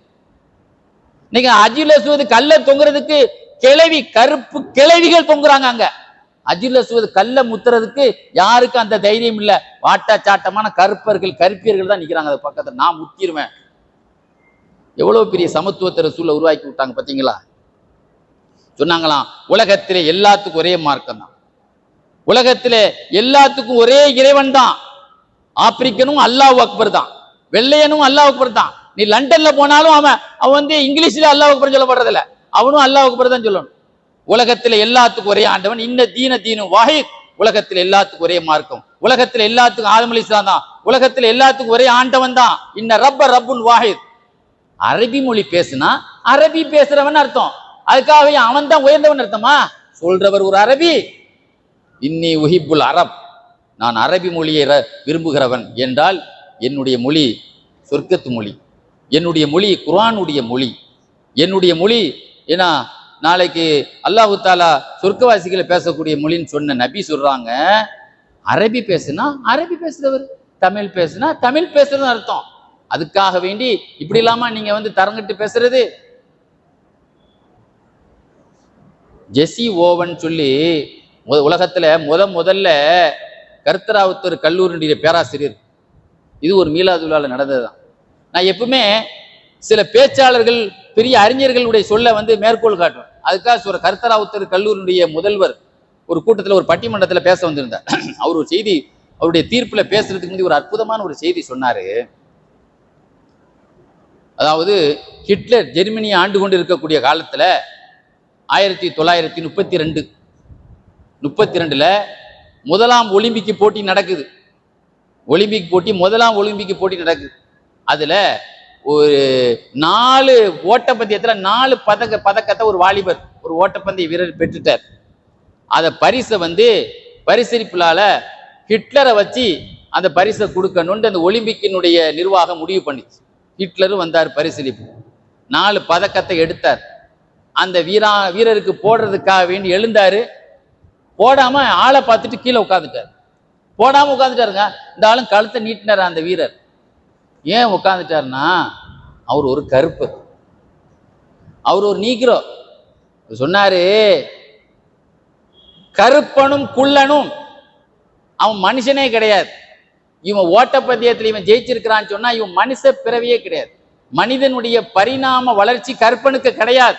உலகத்துல ஒரு கிறுக்கன் ஒருத்தன் வந்தான், டார்வின் ஒருத்தன் வந்தான், அவன் குரங்குல இருந்தா மனுஷன் படைச்சான்னு சொன்னான். அதே நேரத்துல இன்னொன்னையும் வளர்னானா, குள்ளனும் கருப்பனும் யாரு கிடையாது, மனிதனே கிடையாதுன்னு அதையும் சேர்ந்து சொன்னான்.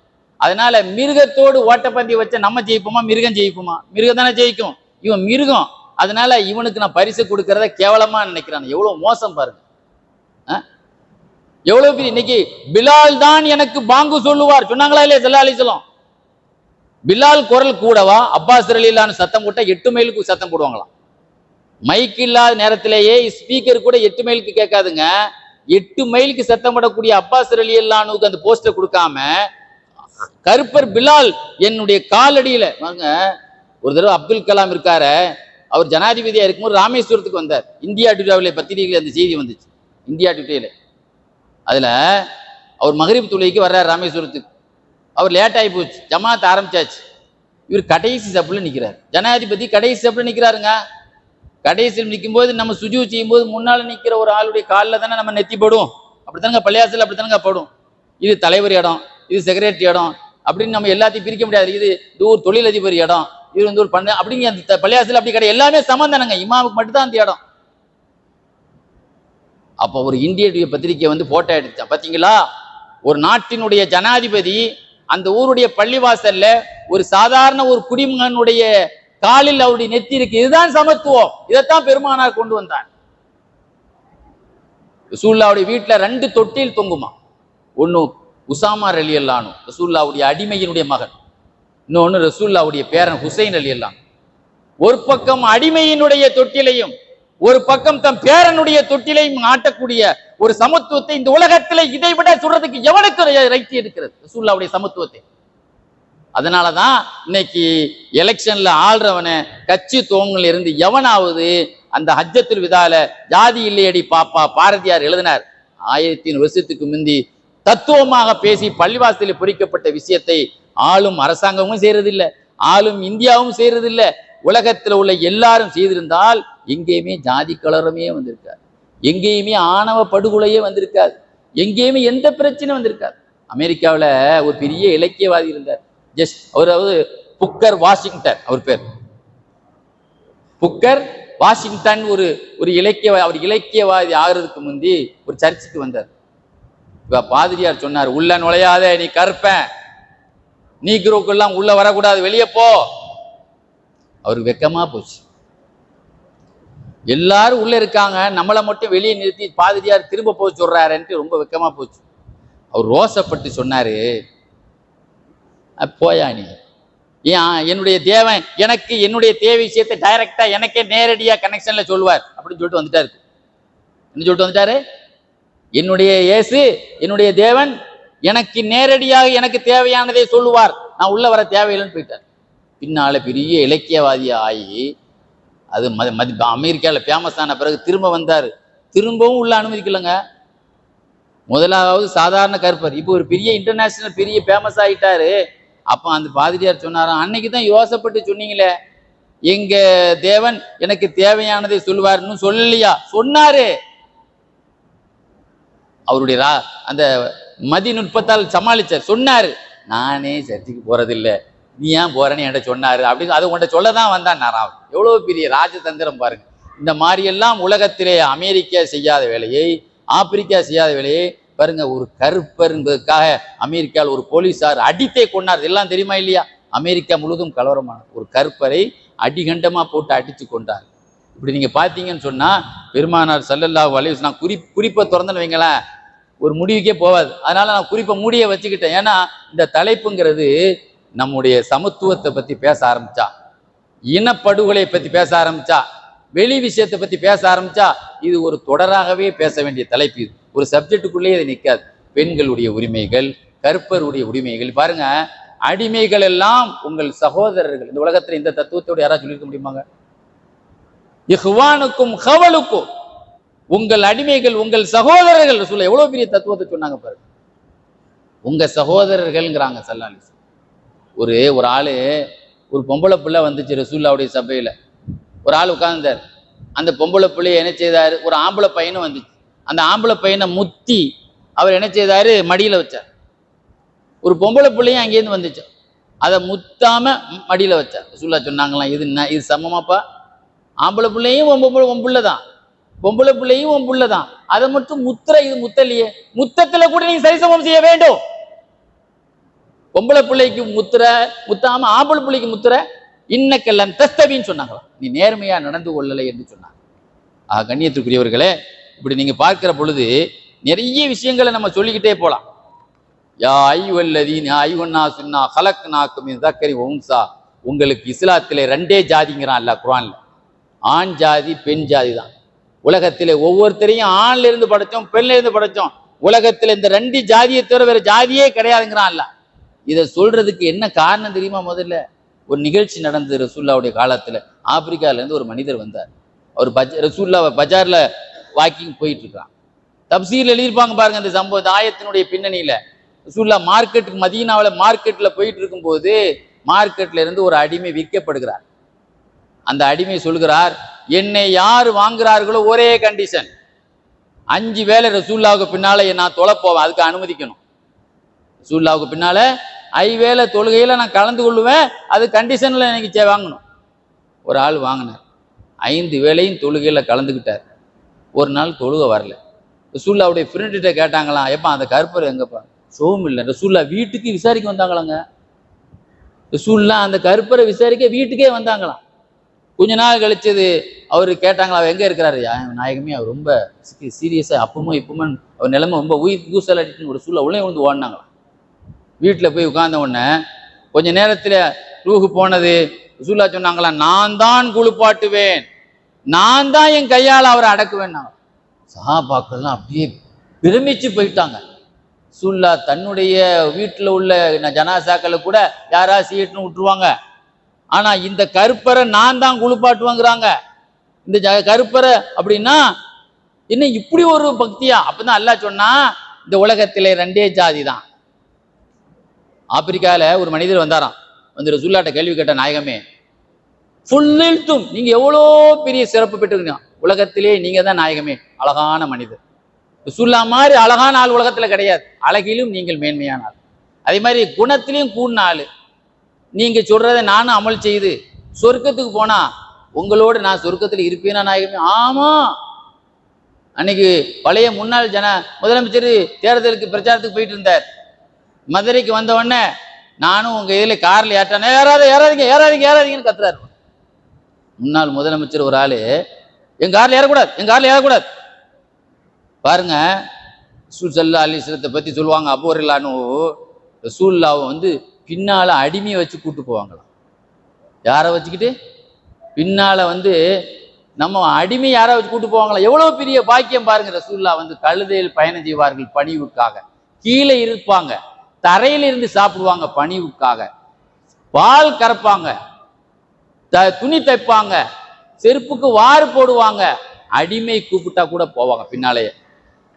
அடிமை கூப்பிட்டா கூட பின்னாலே என்ன செய்வாங்க? போவாங்க. ஒரே ஒரு செய்தி, ரசூலுல்லா ஒரு நாள் ஒரு ஜவுளி கடையில போய் துணி எடுத்தாங்க. ஒரு சட்டை எடுத்தாங்க, சட்டை இல்லைன்னு. சட்டையை எடுத்துட்டு ஒரு 10 வெள்ளி கையில வச்சிருந்தாங்க. அந்த 10 வெள்ளிக்கு ஒரு 4 வெள்ளிக்கு சட்டை எடுத்தாங்க. எடுத்துட்டு வெளியே நாயகமே இந்த சட்டை எனக்கு தாங்க, உங்களுக்கு சொர்க்கத்து சட்டை அல்லாஹ் தரும். அந்த சட்டையை கையில கொடுத்துட்டாங்க. திரும்ப 2வது ஜவுளி கடையில போய் இன்னொரு 4 வெள்ளிக்கு 2வது ஒரு சட்டையை எடுத்தாங்க. தப்ரானி இமாம் சொல்லுவாங்க, அந்த சட்டையை போட்டுக்கும் மீதி 2 வெள்ளி தானே மிச்சம் இருக்குது. வர்றாங்க, ரோட்ல ஒரு அம்மா இருந்து அழுதுட்டு இருக்கு. என்னம்மா அழுகிறேன்னு கேட்டா, என் எஜமான் கடைக்கு போய் சொன்னாரு, 2 ரூபா தந்தாரு, காணாக்கிட்டேன். நம்ம என்கிட்ட 2 பேருக்கு இதை கொண்டு போய் கொடுங்க. அந்த அம்மா 2வது அழுகுது, காசு தான் தந்துட்டேன், நம்ம ஏமா அழுகுறேன்னு. நேரம் ஆயிடுச்சு, என்னை கொண்டு வீட்டில் கொண்டு கொடுங்கன்னு சொல்லிதான் அந்த அம்மா. என்ன சொல்லுது? நம்ம என்ன சொல்லுவோம்? இத இருக்க இடம் கொடுத்தா படுக்க பாய் கேட்கலையான்னு கேட்போம். நம்ம என்ன சொல்லுவோம்? இருக்க இடம் கொடுத்தா உட்காருன்னு சொன்னா சோரத்தா பாயத்தா தலைவனையத்தானா கேட்கறேன்னு கேட்போமா இல்லையா? காசு தந்தா வீட்டில் கொண்டு விடுங்க நீ பேசுவார். பின்னால போனாங்க அதான் சொல்லுவாங்க, அடிமை கூப்பிட்டா கூட பின்னால பச்சைப்புள்ள மாதிரி பின்னாடி. எவ்வளவு பெரிய நபி உலகத்தில் அப்படி ஒரு சமத்துவத்தை பார்க்க முடியுமா? யாரா என்னைய நீ கூப்பிடுற? நீ கூப்பிட்டவன வர்றதுக்கு நான் பெரிய ஆளாங்க கேட்கறான் இன்னைக்கு நம்ம ஆள். போனா அந்த வீட்டுல போய் அந்த இஸ்லாம் அழைக்கணும்னு அந்த வீட்டுக்காரர் ஓடியே வந்துட்டாரு. ரசூலுல்லா சத்தம் கேட்குது நம்ம வீட்டுல. பார்த்த, நாயகமே நீங்க என்ன இங்க வீட்டுக்கு வந்திருக்கீங்க? இல்ல, இந்த மாதிரி அடிமையை கூட்டு வர சொல்லிச்சு. இந்த அம்மா உங்க கால் பாதத்தை என் வீட்டு வாசலுக்கு கொண்டு வந்ததனால் நீ மம்சாக்கமாக நீங்க கூட நடந்து வந்ததுனால அந்த அம்மாவை விடுதலையே பண்ணிட்டேன். பேசல, விடுதலையே பண்ணிட்டேன். எப்படிப்பட்ட இந்த மாதிரி அடிமைகளுக்கும் சிறுவர்களுக்கும் பெண்களுக்கும் கருப்பர்களுக்கும் அடுத்த மொழி பேசக்கூடியவர்களுக்கும் ஆடு மேய்க்கிறவர்களுக்கும் துப்புரவு பணியாளர்களுக்கும் இதெல்லாம் நிறைய பாயிண்ட் இருக்கு. எல்லாத்துக்குமே சமத்துவத்தை கொடுத்து ஆடு மேய்க்கக்கூடிய அப்துல்லா மசூத் அவர்களுக்கு 70 சூறாவை கற்றுக் கொடுத்த நாயகர். இது எந்த சஹாபிக்கும் அவ்வளவு பெரிய பாக்கியம் கிடைக்கலங்க. அப்துல்லா மசூத் இல்லானுக்கு ரசூலுல்லா ஆடு மேய்த்ததற்காக சொன்னா, அபூஜஹில் என்னைய கொல்றவன் ஒரு ஆடு மேய்க்கிறவனா? என்னைய கொல்றவன் ஒரு விவசாயியா கொல்லணும். உலவு கத்தல்னே கயிற அக்காரின், ஒரு விவசாயிமாங்க கொல்லாம என் குடும்பத்தில் ஒருத்தன் என்ன கொண்டிருக்க கூடாதா? இருந்து ஒரு ஆடு மேய்க்கிறவங்க கையாலையா நான் வெட்டுப்படணும்? சாகும்போது கூட ஜாதி வரி பேசுறவன் அபூஜஹில். அந்த நேரத்தில் அதுதான் ரசூலுல்லா சொன்னாங்க, என்னுடைய 23 ஆண்டு அகாலத்தினுடைய பேச்சினுடைய லட்சியமே கருப்பர்கள் தாழ்ந்தவர்கள் வெள்ளையர்கள் உயர்ந்து என்ற ஒரு தத்துவம் ஒழிய வேண்டும். அடிமைகளும் எஜமானரும் ஒன்னே, எல்லா மொழியும் ஒன்னே, எல்லா பணக்காரன் ஏழை பாகுபாடு கிடையாது. நான் பணக்காரன் நபி ஏழை நபி இல்லை, எல்லாமே. அபூ ஹுரைரா ஒரு மிஸ்கீனா இருந்த அடுத்த வேலைக்கு வழி இல்லாத அபூ ஹுரைராவுடைய கையை பிடிச்சுக்கிட்டே மதீனாவுக்கு சுத்தி வந்த நபி. இப்படிப்பட்ட நபியுடைய வாழ்க்கை நம்ம வாழ்க்கையில பெரிய பிரகாசத்தை ஏற்படுத்த வேண்டும். நாமும் பொம்பளை புள்ள வந்தாலும் அதுவும் நமக்கு சொத்து தான், பெரிய சொத்து தான். கொஞ்சம் கருப்பா பிறந்தாலும் இதுவும் அல்லாஹ் தந்ததுதான் அப்படின்னு நினைக்கணும். கருப்பா புள்ள பிறந்த உடனே இவ எதுவும் தப்பு பண்ணிருப்பாளோ அப்படிங்கிற ஒரு சந்தேகம் பஞ்சாதி மீது என்ன செய்யக்கூடாது, வரக்கூடாது. அல்லாஹ் சுப்ஹானஹு வ தஆலா நம் அனைவர்களுக்கும் நபியுடைய அந்த சுன்னத்தான அந்த சொற்பொழிவை நம் வாழ்வில் கொண்டு வரக்கூடிய நசீபினை இந்த அரசாங்கத்துக்கும், தமிழ்நாட்டு அரசாங்கத்துக்கும், நம்ம நாட்டில் உள்ள எல்லா மாநில அரசாங்கத்துக்கும், இந்த உலக இந்திய குறிப்பாக நம்ம இந்தியாவுடைய அந்த பார்லிமெண்ட்லையும் பெருமானாருடைய அந்த இறுதி ஹஜ்ஜுடைய அந்த ஜாதி வெறி அரசியல் ஒழிய வேண்டும் என்ற அந்த தத்துவத்தை, மத மொழி இனம் இந்த வெறி அரசியல் ஒழிய வேண்டும் என்ற அந்த தத்துவத்தை கடைபிடிக்கக்கூடிய பாக்கியத்தின் அப்படி ஒரு அரசாங்கத்தை அல்லாஹ் தருவதற்கு நாம் துவா செய்வோமாக. இந்த பள்ளிவாசலில் பேசுவதற்கு எனக்கு வாய்ப்பு தந்த இந்த திருப்பூர் பெரியப்பள்ளி ஜமாத் நிர்வாகத்திற்கு என்னுடைய நெஞ்சார்ந்த நன்றியினை தெரிவித்துக் கொள்கிறேன். தொடர்பு கொண்ட உலமா பெருமக்களுக்கும் நான் நெஞ்சார்ந்த நன்றியினை தெரிவித்துக் கொள்கிறேன். அல்லாஹ் தஆலா அவர்கள் அவர்களுக்கும் நிர்வாகத்திற்கும் அல்லாஹ் எல்லா பாக்கியங்களை தந்தல் புரிவானாக. நோய் நொடி இல்லாத வாழ்க்கை நம் அனைவர்களுக்கும் அல்லாஹ் தந்தல் புரிவானாக. வாஹிர் தாவான் அல்ஹம்துலில்லாஹி ரப்பில் ஆலமீன்.